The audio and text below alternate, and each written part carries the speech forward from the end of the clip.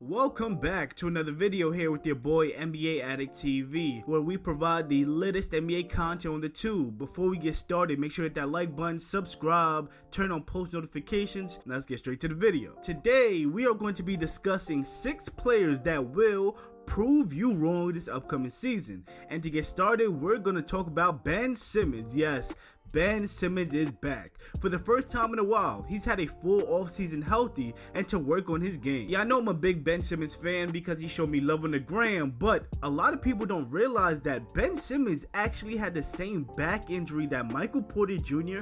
had suffered the last few years. And unlike MPJ, Ben uses his athleticism to his advantage, not only to be explosive when driving to the rim, but also he needs his body to be in the best condition possible to return to that all-defensive team Ben that can clamp up the opposing team's best players. He will retake his crown as one of the best two-way players in the NBA. This is going to be a very important year for him, considering most people don't even believe that he was actually hurt and was just sitting out because he got a better view of the baddies from the bench. Ben Simmons is finally going to be on his revenge tour that he talked about on JJ Redick's podcast last year.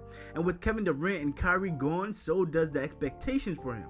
Now, although I do believe the Nets will be good, I do feel like there will be fewer eyes on him now and he can ease his way back to finding himself and grow from there.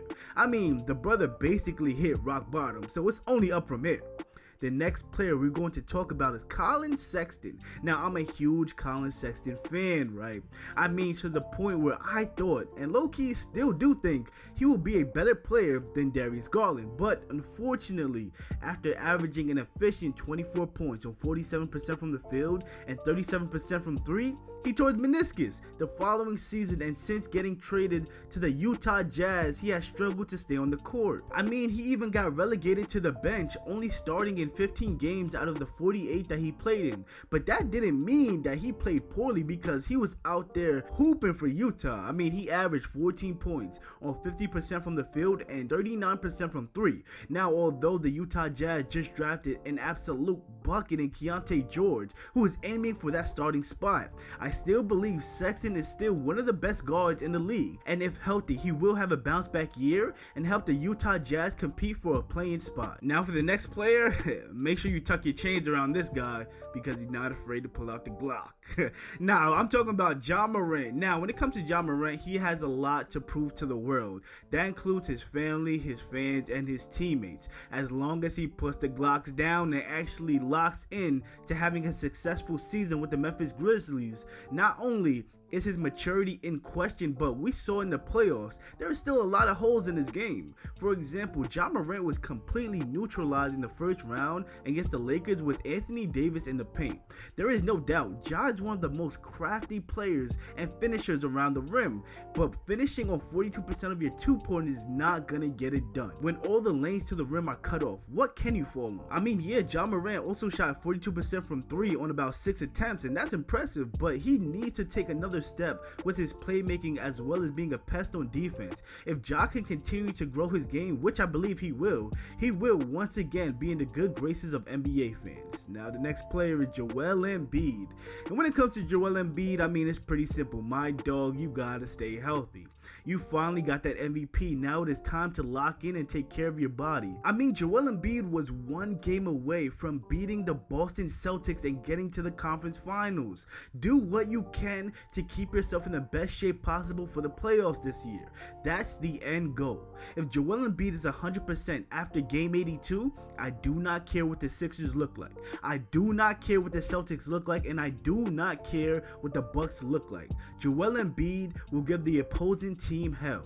And now that he got his MVP that he was cheated out of 2 years ago, actually, I believe he now realizes this, and the next career accomplishment he got his eyes on is that Larry O.B. Next up, we got James Wiseman, and let me take this opportunity to say that Steve Kerr is god awful at developing talent. James Wiseman was his first victim, and as soon as it didn't work out, he packed him up. And from hearing how intense Kerr speaks to his players, it is understandable why he does not resonate with young guys. Not only did Wiseman get injured his his rookie year and instantly lost trust with the coaching staff, it is obvious that the Warriors system is custom fit for a certain criteria of players, and unfortunately James Wiseman did not fall into that section of players, and we are still waiting to see if Kuminga does. But since Wiseman touched down in Detroit, he showed spurts of the talent that got him drafted number 2 overall, and now that the Pistons got their light-skinned Magic Johnson back in Cade Cunningham, and with further development with a team that actually believes in him, Wiseman is going to have a hell of a season, and I truly believe Monty Williams is going to get the best out of him. Alright, number 6 goes to Jordan Poole. So the last year has been a roller coaster for Jordan Poole. I mean, that brother went from being a pivotal part of a championship winning team. We forget that Poole shot damn near 50, 40, 90 in that championship run.